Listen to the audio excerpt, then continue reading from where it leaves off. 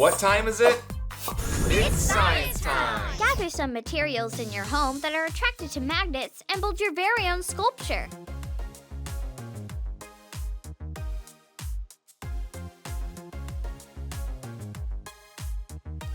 Wow!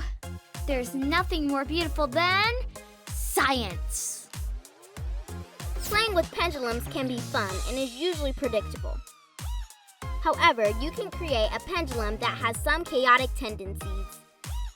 If you use a magnet for your bob and place other magnets around, you can see the impact the magnetic field has on the pendulum.